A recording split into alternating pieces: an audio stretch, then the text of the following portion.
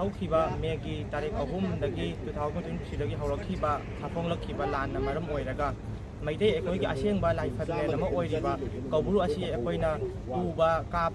ꯀꯥꯕꯗꯤ ꯂꯥꯏꯗꯅ ꯎꯕ ꯐꯥꯎꯕ ꯉꯝꯃꯛꯇꯕ ꯑꯁꯤꯅ ꯃꯔꯝ ꯑꯣꯏꯔꯒ ꯗꯦꯜꯂꯤ ꯃꯩꯇꯩ ꯀꯣꯑꯣꯔꯗꯤꯅꯦꯇꯤꯡ ꯀꯃꯤꯇꯤꯅ ꯑꯦꯄ꯭ꯔꯤꯜꯒꯤ ꯇꯥꯔꯤꯛ 6ꯇ ꯖꯟꯇꯔ ꯃꯟꯇꯔꯗ ꯀꯧꯕ꯭ꯔꯨ ꯀꯥꯁꯤ ꯍꯥꯏꯕꯒꯤ ꯈꯣꯜꯂꯥꯎ ꯑꯃꯒ ꯂꯣꯏꯅꯅ ꯄ꯭ꯔꯣꯇꯦꯁ ꯐꯝꯖꯈ꯭ꯔꯕ ꯃꯇꯨꯡꯗ ꯉꯁꯤ honourable home minister of India, honourable prime minister ꯑꯃꯗꯤ ꯒꯚꯔꯅꯔ ꯑꯣꯐ ꯃꯅꯤꯄꯨꯔꯗ ꯆꯦꯔꯣꯜ ꯑꯃ ꯑꯩꯈꯣꯏ ꯉꯁꯤ ꯊꯥꯖꯤꯟꯖꯔꯦ꯫ ꯃꯦꯃꯣꯔꯦꯟꯗꯝ ꯑꯃ ꯄꯤꯁꯤꯟꯖꯕꯁꯤ ꯃꯁꯤꯗ ꯍꯥꯏꯅꯤꯡꯂꯤꯕꯗꯤ ꯃꯩꯇꯩ ꯑꯩꯈꯣꯏꯒꯤ ꯑꯁꯦꯡꯕ ꯂꯥꯏꯐꯝꯂꯦꯟ ꯑꯃ ꯑꯣꯏꯔꯤꯕ ꯀꯧꯕ꯭ꯔꯨ ꯑꯁꯤ ꯑꯩꯈꯣꯏ ꯀꯥꯕ ꯃꯇꯝꯗ ꯑꯌꯦꯠ ꯑꯄꯟꯕ ꯑꯦꯅꯤ ꯏꯟꯐ꯭ꯂꯨꯌꯦꯟꯁ ꯑꯃꯅ ꯄꯤꯕ ꯑꯣꯏꯍꯟꯕꯤꯒꯅꯨ꯫ ꯑꯩꯈꯣꯏꯒꯤ ꯑꯁꯦꯡꯕ ꯂꯝꯗꯝꯗ ꯏꯁꯥꯒꯤ ꯂꯝꯗ ꯏꯁꯥꯅ ꯆꯠꯄ ꯀꯥꯕ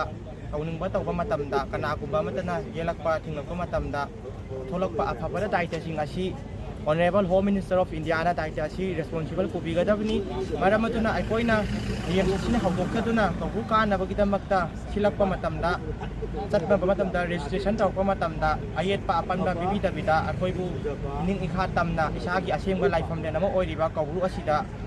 ꯃꯥꯡꯒꯣꯜ ꯑꯁꯤꯔꯕꯥꯗ ꯄꯤꯅꯕꯤꯗꯨꯅ ꯌꯧꯅꯕꯒꯤꯗꯃꯛꯇ ꯍꯣꯠꯅꯕꯗ honourable home minister of India, prime minister of ꯏꯟꯗꯤꯌꯥꯅ ꯃꯇꯦꯡ ꯄꯥꯡꯕꯤꯌꯨ ꯍꯥꯏꯅ ꯔꯤꯀ꯭ꯋꯦꯁ ꯇꯧꯖꯔꯤ꯫